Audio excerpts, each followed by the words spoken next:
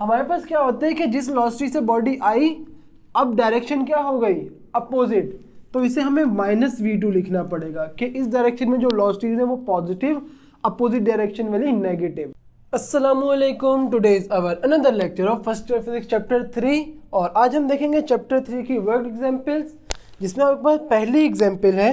पहली work example कहा जा रहा है आ 50 Newton force is applied on a box. एक बॉक्स है और उस पर फोर्स अप्लाई की गई है, कितनी, 50 न्यूटन की, applied on a box of mass 8.16 kg। Mass भी हमें गिवन दे दिए 8.16 kg। To move on the right across a horizontal surface. Box के ऊपर फोर्स लगाई गई तो वो राइटवर्ड मूव हुआ है और हॉरिजॉन्टल सरफेस पे मूव हुआ है। What is the acceleration produced in the box. हमें एक्सेलरेशन फाइंड करनी है।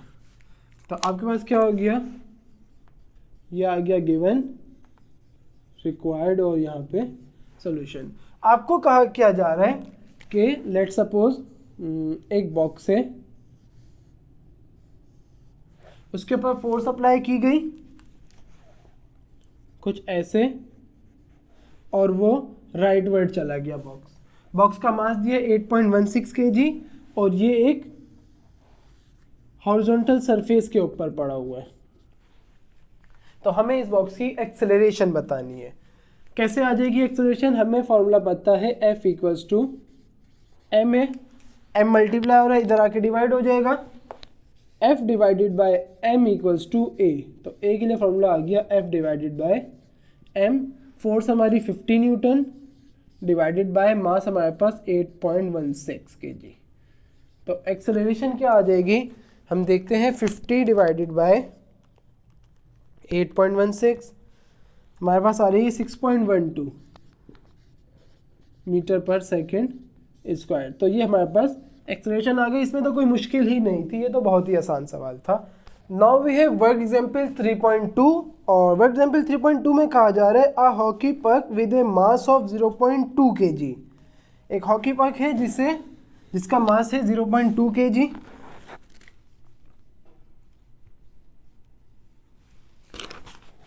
Is sliding on the ice at a velocity of 10 metre per second. Slide कर रहा है with a velocity of 10 metre per second और कहा जा रहा है it collides with a wall, वो जाके एक दीवार के साथ टकराते हैं and bounce back with a velocity of 8 metre per second. उसकी वेलोसिटी क्या हो गई, 8 मीटर पर सेकेंड। अभी इस पर VI/VF लिखते हैं, इसे थोड़ा सा हमें समझना होगा पहले। कहा जा रहा है the collision last for 0.1 second. Hockey पक गई, दीवार के साथ टकराई और बाउंस बैक कर गई। जो कांटेक्ट टाइम था जब बॉल जाके दीवार के साथ ऐसे टकराई, कैसे, ये लेट्स सपोज ये दीवार है, बॉल आई ऐसे टकराई और वापसी चली गई। तो क्या हुआ, जिस टाइम में ये टकराई, ये वाला जो टाइम है, ये टाइम हमें दिया है 0.1 सेकेंड। ऑब्वियसली कम ही होगा, बहुत कम टाइम होता है। Calculate the impulse experience by the hockey पक। इम्पल्स मीन्स जे फाइंड करना है and the change in momentum delta P को भी फाइंड करना है हमने। तो इसको समझने से पहले हमें वेलोसिटी समझनी पड़ेगी कि इसमें वेलोसिटी थोड़ी सी चेंज है। किस तरह से चेंज है कि आपको थोड़े से वेक्टर्स याद करने पड़ेंगे। आपको कुछ अगर ऐसे याद हो कि लेट सपोज एक दीवार की एग्जांपल लेके आपको समझा रहा हूँ। ऐसे कुछ दीवार है, एक बॉल हम दीवार पे मारते हैं ऐसे, सही, तो वो बॉल कैसे वापसी जाएगी, इस डायरेक्शन में वापसी चली जाएगी। लेट सपोज यहाँ वेलोसिटी वेक्टर था v1 और यहाँ वेलोसिटी वेक्टर था v2। हमारे पास क्या होता है कि जिस वेलोसिटी से बॉडी आई, अब डायरेक्शन क्या हो गई, अपोजिट, तो इसे हमें -v2 लिखना पड़ेगा कि इस डायरेक्शन में जो वेलोसिटी है वो पॉजिटिव, अपोजिट डायरेक्शन वाली नेगेटिव। या तो हम क्या करें, इसे पॉजिटिव कर दें तो इसको नेगेटिव करना पड़ जाएगा। किसी एक को हम नेगेटिव कर देंगे तो आसानी है कि इसको कर दें। उसका रीज़न ये कि हम इनिशियल जो होते हैं उन्हें हम पॉजिटिव ले लेते हैं। हॉकी पक ऐसे आया, पॉजिटिव वेलोसिटी, टकरा के बाउंस बैक किया, मीन अपोजिट डायरेक्शन में चला गया, तो फाइनल वेलोसिटी नेगेटिव में आएगी। तो हम क्या करेंगे, ये इनिशियल वेलोसिटी, ये फाइनल वेलोसिटी और final velocity -8 second 8 metre per second हो जाएगी। अब सॉल्यूशन स्टार्ट करते हैं। सॉल्यूशन किस तरह से हो जाएगा, डेल्टा पी, डेल्टा का साइन हम कब शो करते हैं या कब यूज करते हैं, ऑब्वियसली डेल्टा का मतलब होता है चेंज। तो ये चेंज किसका है, मोमेंटम का, और मोमेंटम का चेंज मीन्स कैसे लिख सकते हैं, final momentum minus initial momentum. Obviously ये मोमेंटम का चेंज होगा ना, जैसे मैं बोलूँ 8 और 5 इसके दरमियान चेंज कितना होगा, ऑब्वियसली 3। आपने क्या किया, 8 में से 3 को माइनस कर, सॉरी 8 में से 5 को माइनस कर दिया। इस तरह मोमेंटम फाइनल माइनस इनिशियल किया तो चेंज इन मोमेंटम आ जाएगा हमारा। अच्छा, अब मोमेंटम का फॉर्मूला क्या होता है, P इक्वल्स टू mv। अगर हम वेलोसिटी को इनिशियल कर दें तो मोमेंटम इनिशियल, अगर वेलोसिटी फाइनल हो गई तो मोमेंटम भी फाइनल हो जाएगा, क्योंकि मास चेंज नहीं हो सकता एक बॉडी का, वेलोसिटी चेंज हो सकती है। जैसे ही velocity initial, momentum initial, velocity final, तो मोमेंटम भी फाइनल मोमेंटम हो जाएगा। आपके पास क्या आ जाएगा, mvf माइनस mvi। अब m कॉमन आ रहा है, यहाँ से m कॉमन ले लेते हैं, तो vf माइनस vi। m की value 0.2 into vf minus vi और vf माइनस 8 है। vf की वैल्यू -8 माइनस ये वाला vi हमारे पास 10, तो क्या हो जाएगा 0.2 इंटू क्या होगा 18 माइनस का 18, तो इसको रेज कर देते हैं। हमारे पास चेंज इन मोमेंटम आ जाएगा 0.2 इंटू 18, 3.6 माइनस का डेल्टा पी हमारे पास आ रहा है -3.6 न्यूटन सेकेंड। अब ये माइनस साइन क्या बता रहा है, ये समझना होगा आपको, और ज़रूरी से है समझना। एक्चुअली ये माइनस का साइन बता रहे हैं कि हमारा मोमेंटम कम हो गया, पहले ज़्यादा था बाद में कम हो गया। कैसे कम हो गया, अगर आप इस माइनस साइन को देखें, या माइनस साइन अभी छोड़ दें, लेट्स सपोज पहले वेलोसिटी क्या थी 10 मीटर पर सेकेंड, बाद में क्या हो गई 8 metre per second. Let's suppose मैं भाग रहा हूँ 10 मीटर पर सेकेंड से, मेरे लिए रुकना मुश्किल होगा एज कंपेयर टू मैं भाग रहा हूँ 8 मीटर पर सेकेंड से। तो जब मेरा को रुकना मुश्किल होगा, वो कौन सी कंडीशन है, 10 मीटर पर सेकेंड वाली। इसका मतलब 10 मीटर पर सेकेंड पे मेरा मोमेंटम ज़्यादा था और बाद में क्या हुआ, कम हो गया। तो ऐसे ही हो रहा है ना कि पहले मोमेंटम बॉडी का ज़्यादा था, बाद में वेलोसिटी कम हुई तो मोमेंटम भी कम हो गया। तो ये नेगेटिव साइन क्या शो कर रहा है, डिक्रीज इन मोमेंटम को शो कर रहा है। तो हम लिखेंगे negative sign shows decrease in momentum। अब आपको ये जे इम्पल्स भी तो फाइंड करना था, ये कैसे फाइंड करेंगे, हमारे पास जे डायरेक्टली बराबर होता है delta P means change in momentum. Change in momentum equal होता है किसके, इम्पल्स के। तो जे क्या हो जाएगा, जे भी माइनस 3.6 न्यूटन सेकेंड आ जाएगा। ये दोनों चीज़ें हमारे पास फाइंड हो गई। ऑब्वियसली ये भी बहुत आसान था, ज़्यादा कोई मुश्किल नहीं था। एक लास्ट आपका वर्क एग्जाम्पल है, उससे करते हैं फिर लेक्चर को एंड करेंगे। Now we have work example 3.3 और इसमें कहा जा रहा है 2 objects A and B are initially at rest on a frictionless surface. 2 objects थे ए और बी जो इनिशियली रेस्ट में, तो उनकी इनिशियल वेलोसिटी 0 हो गई, मीन्स u1 और u2 0 हो गए। u1 किसके लिए, बॉडी ए के लिए, u2 बॉडी बी की initial velocity. Object A has a mass of 0.5 kg, first object का मास है 0.5 kg and object B has a mass of 0.8 kg। कहा जा रहा है object A collides with object B, object A आके object B के साथ टकराता है। After a collision object A moves to the right, ये राइटवर्ड डायरेक्शन और वो लेफ्टवर्ड डायरेक्शन। ऑब्जेक्ट ए कहा जा रहा है कि राइटवर्ड मूव कर रहे हैं at a velocity of 4 metre per second. Object A की फाइनल वेलोसिटी मीन्स v1 कितनी दे दी, 4 मीटर पर सेकेंड, और किस डायरेक्शन में बोला है, वो डायरेक्शन का एरो बना देंगे हम राइटवर्ड। सही, या आप चाहें तो ब्रैकेट में राइट वर्ड लिख दें, दोनों ऑप्शन सही है आपके लिए। ब्रैकेट में राइट वर्ड लिख दें या एरो बना दें कि किस डायरेक्शन में जा रही है ये वेलोसिटी। अच्छा, and object B moves to the left at a velocity of 2 metre per second. और किस तरफ जा रही है, ये लेफ्ट वर्ड जा रही है। कहा जा रहा है calculate the total momentum before the collision. Momentum before collision means P I find करना है, initial momentum. Calculate the total momentum after collision, P F B find करना है। Calculate the kinetic energy before and after collision, K E initial find करना है और के ई final. 4 चीज़ें find करनी है आपको, initial momentum, initial kinetic energy, final momentum, final kinetic energy, सब कुछ फाइंड करना है। ये आपके पास क्या हो गया, ये गिवन रिक्वायर्ड। वैसे ये भी कोई मुश्किल न्यूमेरिकल नहीं है, स्टिल ये भी काफ़ी आसान न्यूमेरिकल है। और यहाँ से सॉल्यूशन स्टार्ट करते हैं।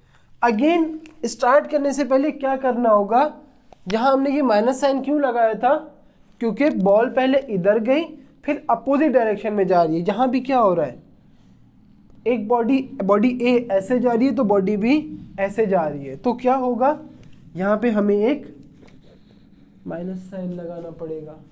ये माइनस साइन क्या बताएगा कि वेलोसिटी की डायरेक्शन एक बॉडी की वेलोसिटी के अगेंस्ट जा रही है।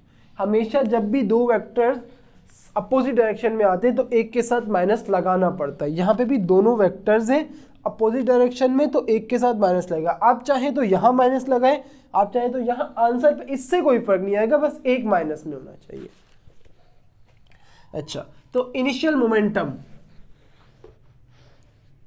पी आई किसके बराबर हो जाएगा। अच्छा, आपके पास जो इनिशियल मोमेंटम है वो होल सिस्टम का बोला गया है, बॉडी ए और बॉडी बी दोनों का मोमेंटम इनिशियल होगा। तो m1 u1 plus m2 u2, ये हमने ऐसे क्यों लिखा है, हमें कहा गया है कि सिस्टम का इनिशियल मोमेंटम फाइंड करना है, तो सिस्टम में तो बॉडी और बॉडी बी दोनों आ रहे हैं ना। ऐसा नहीं कहा कि बॉडी ए का इनिशियल फाइंड करें या बॉडी बी का इनिशियल मोमेंटम, कहा है सिस्टम का इनिशियल मोमेंटम फाइंड करें। तो सिस्टम में बॉडी ए का इनिशियल मोमेंटम और बॉडी बी का इनिशियल मोमेंटम दोनों आ रहे हैं। खैर, लेकिन उससे कोई वो नहीं है। m1 क्या है 0.5, u1 0 plus m2 0.8 into u2 0, तो ये तो क्या हो जाएगा 0, इनिशियल मोमेंटम 0। ऑब्वियसली दो बॉडीज अगर रेस्ट में है तो उनका मोमेंटम कैसे कुछ आ सकता है। मोमेंटम तो क्या होता था, एक बॉडी को रोकने के लिए जो अमाउंट ऑफ फोर्स चाहिए या एक मूविंग बॉडी में जितनी मोशन है उन्हें हम मोमेंटम से रिप्रेजेंट कर लेते थे। बॉडीज मूव ही नहीं कर रही तो मोमेंटम कहाँ से आएगा, कहीं से नहीं आएगा। अच्छा, अब आपके पास फाइनल मोमेंटम, ये क्या हो जाएगा m1 v1 plus m2 v2, body A का final momentum plus body B का final momentum. m1 0.5 v1 4 plus m2 0.8 और v2 आपके पास माइनस का 2 आ जाएगा। सॉल्व करते हैं, 0.5 इंटू 4 2 आ जाएगा और 0.8 इंटू -2 माइनस का 1.6 आ जाएगा।